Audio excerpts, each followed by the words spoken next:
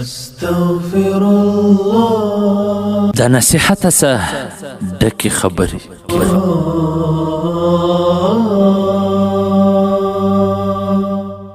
استغفر الله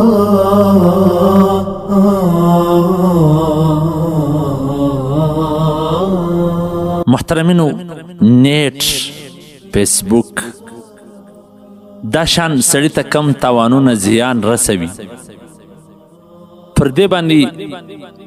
محترم شیخ مولوی عنایت الله علمی صاحب الله دې د په عمر کې برکت واچوي الله دې په صحت کې برکت واچوي هغه یو ډېر ښه تحقیق کړی دی چې دا کم تاوانونه رسوي نو هغه تحقیق موږ غواړو چې ستاسو سره هم شریک کړو استغفر الله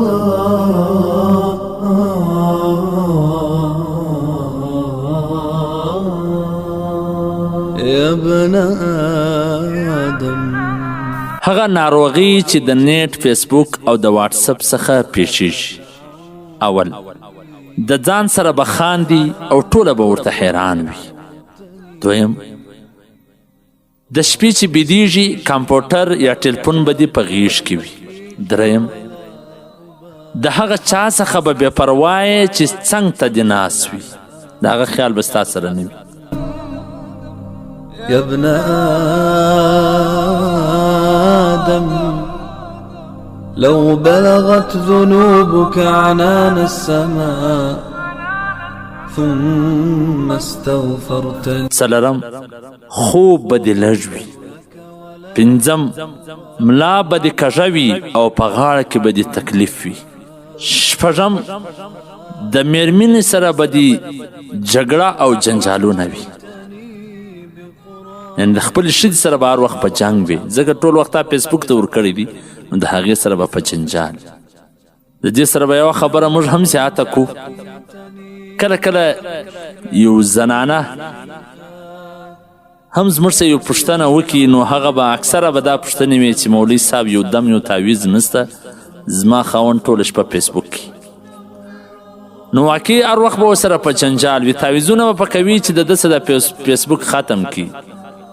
نو چې ټول وخت یې فیسبوک ته ورکړی وي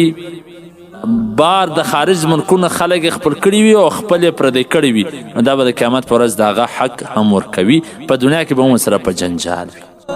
استغفر الله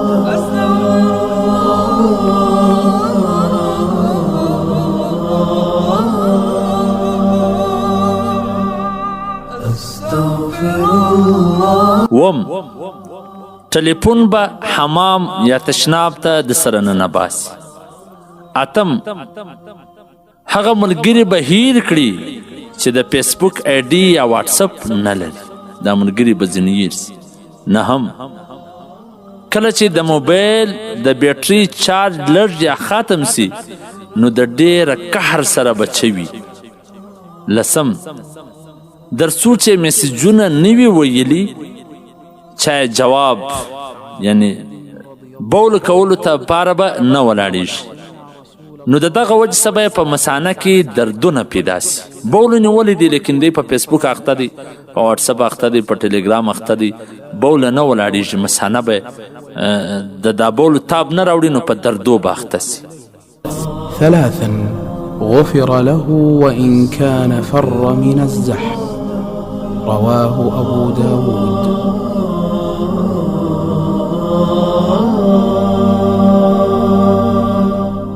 یولسم کله چې د ډېرې مودې لپاره کشنوټې وړې لیکنې وایي نو د سترګو ضعیفوالی به ورته پیدا سي دولسم مور او پلار خور او ورور ملګري او اولادونه او ټول خلک به در باندې په قهر وي غصه به وي ځکه بل کار نه لري کار ځم پاته دوکان ځم پاته تجارت ځم پاته د کور ژوند ځم پاته بس فیسبوک دی یو دی مخکې در دې چې دی مخ پرې وي نو هغه وخت به دی بیا په میسجونو مشغوله وي په واتساپ فیسبوک په دې کې به مشغوله وي استغفر الله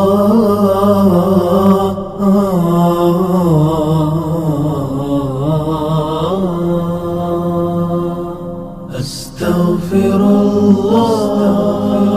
نو عزتمنو په کار دا ده چې دا خبرې واقع په معاشره کې سته.